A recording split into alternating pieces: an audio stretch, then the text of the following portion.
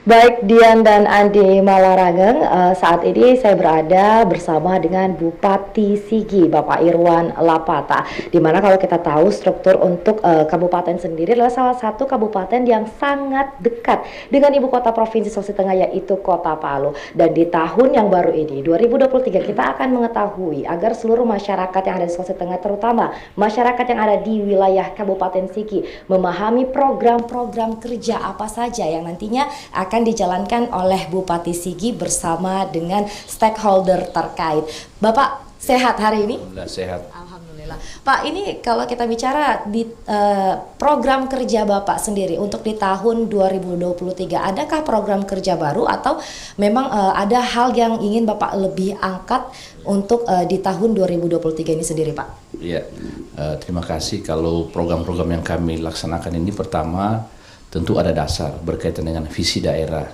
Visi Sigi yakni Sigi yang berdaya saing, berbasis agribisnis. Kaitannya dengan kawasan kita memang kawasan pertanian, peternakan, perikanan, kehutanan dan usaha mikro kecil menengah.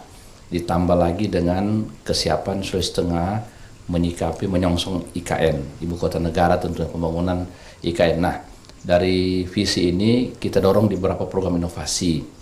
Antara lain program-program tahun lalu dan tahun ini terus kita sebenarnya sama, hanya saja ada yang berbeda satu dua terkait dengan penguatan-penguatan ekonomi masyarakat. Nah, misalnya dari program inovasi ini pertama yakni program Sigi Religi. Program Sigi Religi ini adalah program keseimbangan antara Muslim dan Kristen. Kaitannya dengan jumlah keluarga kita Muslim dan Kristiani di Sigi ini bedanya sangat tipis. 55-45 dikandung maksud bahwa tentunya moderasi beragama di Sigi ini harus kita kuatkan, sehingga berkaitan dengan Sigi Religi ini untuk Muslim namanya Sigi berzikir.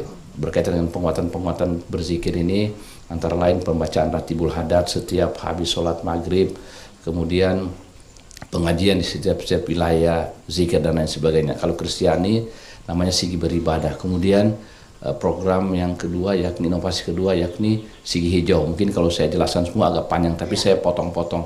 Sigi Hijau ini berkaitan dengan kawasan kita. Di Sigi ini kan kawasan hutan lindung dan konservasi. Hampir 74% lebih kawasan kita ini kawasan konservasi dan lindung. 26% lebih kawasan kita ini kawasan budidaya.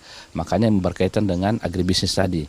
Nah, ruang-ruang inilah yang kita manfaatkan dengan berkaitan dengan pemanfaatan kawasan, kemudian bagaimana kita memperjuangkan kawasan hutan kemarin berkaitan dengan program reforma agraria itu bisa berjalan dengan baik dan bisa diakui hak-hak hutan yang ada di dalam masyarakat. Misalnya di SK-kan oleh Pak Presiden dengan adanya hutan adat kemarin ini sudah bersyukur, kemudian masyarakat bisa memanfaatkan kawasan-kawasan yang memang dilarang untuk dikelola. Ini yang kita perjuangkan, alhamdulillah ini terus berjalan. Nah, di samping itu juga kawasan ini program Sigi Hijau ini berkaitan dengan pelestarian alam, kemudian kebersihan lingkungan dan lain sebagainya. Nah, kemudian yang ketiga yakni Sigi Masagena. Nah, Sigi Masagena ini merupakan program unggulan ya. Dari tiga ini memang unggulan semua, tapi Sigi Masagena ini berkaitan dengan pertama secara nasional ada konsep pembangunan tematik grand design daerah, yang kedua program pengentasan kemiskinan, dan yang ketiga penyelesaian stunting. Nah, berkaitan dengan program Masagena tadi ini khusus untuk ekonomi, misalnya berkaitan dengan karena kawasan kita hampir kawasan budidaya pertanian, misalnya ada program setiap tahun itu kita memberikan bantuan gratis hand tractor sejumlah 150 unit per tahun. Dikandung maksud bahwa hampir semua kawasan-kawasan pertanian ini tentu masyarakatnya ini punya kelompok tani. Nah, kelompok tani ini rata-rata mereka tidak mempunyai alat-alat sendiri. Nah, pemerintah daerah menjadi media jembatan untuk menyiapkan dan memberikan fasilitas alat gratis yang sudah dibangun per kelompok. Misalnya satu kelompok jumlahnya 15 orang. Nah, ini kita berikan hand tractor gratis. Kemudian bantuan ternak setiap tahunnya kepada para petani. Ini juga dalam rangka penguatan ekonomi dan dalam rangka pengentasan kemiskinan, merupakan program nasional.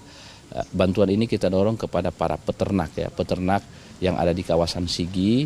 Konsentrasinya kemarin ini kita dorong ke kawasan Dolo Selatan. Sehingga sebelum kami mendorong program ini, kami bekerja sama dengan IPB Bogor membentuk SPR, Sekolah Peternakan Rakyat, yang sekarang alhamdulillah ini terus bergerak. Nah, berkaitan dengan ini, 1.000 ekor ternak per tahun ini kita berikan pembagian melalui APBD itu pembeliannya 500 ekor sapi per tahun yang diberikan kepada kelompok-kelompok tani peternak yang sudah didata oleh para teknis, dalam hal ini Kadis Peternakan. Kemudian 300 ekor ternak untuk kambing kepada para peternak kambing juga. Kemudian 200 ekor ternak babi kepada para peternak babi yang memang wilayahnya kita sudah bagi. Kalau babi ini kita dorong ke kawasan gunung yang keluarga Kristiani. Kemudian kalau untuk sapi ini kita dorong ke kawasan Dolo Selatan dan pokoknya Dolo Raya. Ya. Kemudian kalau untuk kambing kita dorong ke Marawola sesuai dengan iklimnya. Nah, kemudian ada program-program Masagena lain yang bergerak di bidang kesehatan. Antara lain berkaitan dengan penduduk miskin kita. Hampir 12.000 KK ini yang berada di kawasan Sigi ini memang belum mendapatkan kartu BPJS, dalam hal ini kartu PBI yang memang menjadi biaya oleh negara. Karena di Pemda Sigi setiap tahun itu kita dorong ke BPJS kepada warga tidak mampu itu hampir 13 miliar. Nah, ada sekitar 12.000 KK ini yang belum tercover oleh program ini. Nah, ini kita tarik ke program Masagena. Nah, ini kita berikan kartu Masagena namanya. Program Masagena ini sudah berjalan 3 tahun. Setiap tahun kita perbarui dan kita perbaiki. Dikandung maksud bahwa mereka yang memegang kartu ini bebas dan gratis masuk untuk berobat ke rumah sakit yang ada di Sigi, ke puskesmas. Nah, anggaran-anggaran ini sebenarnya berkaitan dengan program ini kami dapatkan ketika di 2019 kemarin. Sejak saya diangkat jadi bupati kemarin di 2016, PJU kita ini setiap bulannya kita diberikan beban kepada daerah yang membayar PJU itu hampir 1.900.000.000, hampir 2 miliar. Kita kalikan 12 bulan, berarti 24 miliar APBD kita terkuras untuk membayar PJU. Nah, setelah itu kita koordinasi di Kementerian ESDM kemarin, pasca bencana, sebelum bencana kita sudah kelola. Pasca bencana lepas di 2019, seluruh mata lampu hampir 5.600 titik di kawasan Sigi ini kita ganti dengan LED. LED yang memang merupakan rekomendasi dari Kementerian SDM, itu dari PT Solarens. Nah, setelah kita coba mengelola ini, setiap bulan tadinya hampir 2 miliar, akhirnya kita bisa tekan per bulannya itu menjadi 196 juta. Katakanlah kita bulatkan 200 kali 12 hanya 2,4 miliar. Berarti ada sisa 22 miliar lebih yang kita dorong ke program Masagena. Itulah yang kita dorong tadi di program kartu Masagena itu 6 miliar.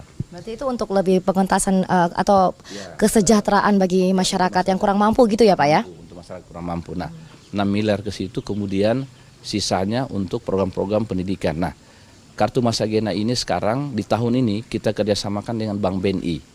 Jadi berapapun banyaknya biaya yang sakit, kita tinggal memakai kartu ini.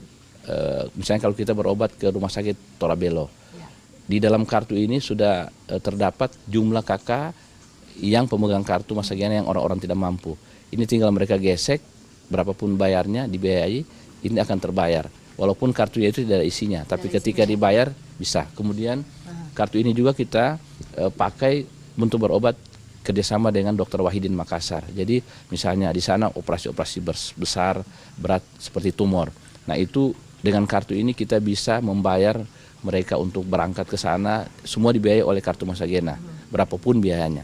Ini menarik sekali nih Pak, ini kartu kesehatan Masagena dari Sigi. Tapi bagaimana, apakah persyaratan bagi masyarakat untuk mendapatkan kartu sehat dari Masagena ini?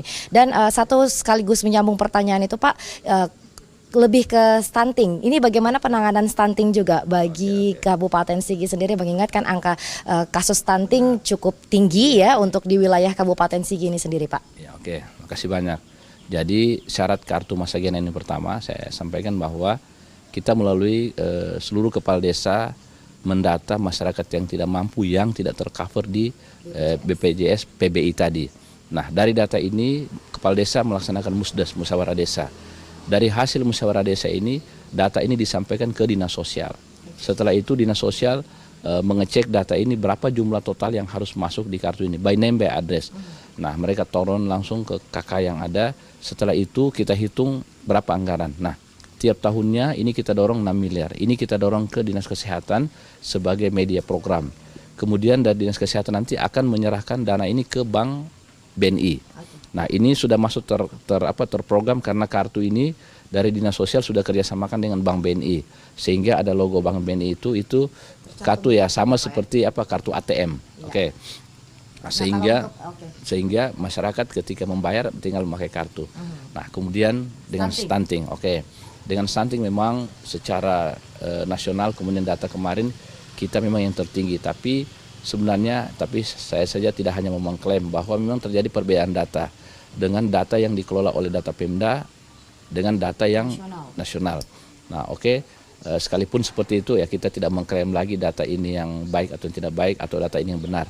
Namun secara program kita terus berusaha berupaya, alhamdulillah masuk di tahun keempat ya kalau tidak salah ini setelah ini terus kita dorong. Antara lain kita kerjasamakan dengan semua stakeholder. Leading sektor kegiatan ini BKKBN bersama Dinas Kesehatan.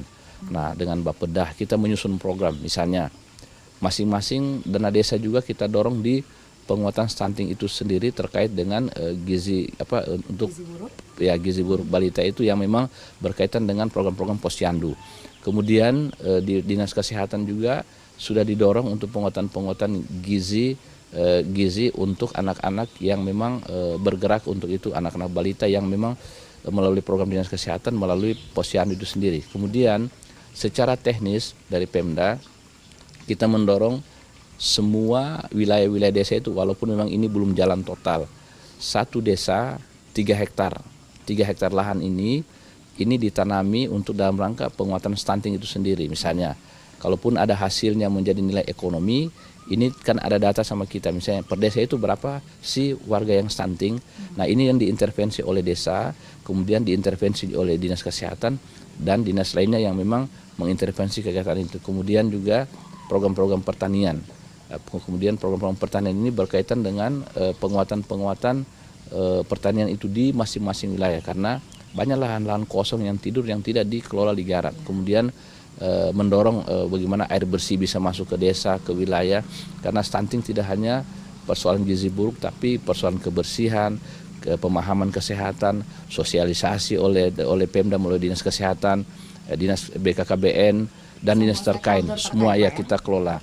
Nah, sehingga ini harus benar-benar berjalan dengan baik. Oke, baik. Terakhir Pak, singkat ya karena kita terbatas oleh waktu. Benar. Keinginan Bapak sendiri untuk seluruh masyarakat di Kabupaten Sigi dan juga seluruh stakeholder untuk membantu semua program kerja Bapak di 2023, Pak. Ya, kalau keinginan saya memang pertama bahwa pembangunan ini kan konsepnya kalau tahun-tahun kita putar ya sebelum ini tentunya monoton oleh pemerintah, tapi sekarang konsep ini sudah harus pentahelix. Pentahelix ini adalah sebuah kekuatan bersama. Di sini di dalamnya ada pemerintah, ada masyarakat, kemudian ada teman-teman dari kampus, kalangan kampus, ada teman-teman media, kemudian teman-teman yang berkaitan dengan komunitas, masyarakat, tokoh adat, tokoh masyarakat. Nah, ini harus berbaur menjadi satu. Pemerintah menyusun program, melaksanakan program, tetapi harus didukung oleh 5 komponen tadi. Ya, tentu misalnya tinggal kita bicara kampus berkaitan dengan perannya apa. Ya, tentu berkaitan dengan persoalan-persoalan penelitian, persoalan hal-hal yang mereka hasilkan dalam bentuk teori dan memang bisa diterapkan. Kemudian media dalam bentuk tentu penyampaian positif, kemudian menggali informasi, kemudian teman-teman komunitas, ya tokoh adat, tokoh masyarakat dan lain sebagainya dalam ruang-ruang yang memang mereka bisa kerjakan. Di samping itu ada juga teman-teman yang bergerak di bidang usaha swasta, termasuk teman-teman yang ya media dan lain sebagainya. Nah, ini harus bekerja sama dalam membangun daerah. Pemerintah tidak akan bisa sendiri, pemerintah tidak akan bisa bergerak sendiri tanpa dukungan dari semua pihak. Saya pikir itu. Baik. Terima kasih sekali Bapak Irwan Lapata, Bupati Sigi. Sukses selalu dengan program kerjanya di tahun 2023 ini Bapak, dan semoga apa yang menjadi harapan dari seluruh masyarakat yang ada di wilayah Kabupaten Sigi ini juga nantinya bisa terrealisasi dan di tahun 2023 ataupun di tahun akan datang di bawah kepemimpinan Bapak Bupati Sigi Irwan Lapata. Demikian laporan kami dari Kabupaten Sigi, kembali ke Dian dan juga Andi Malarangeng.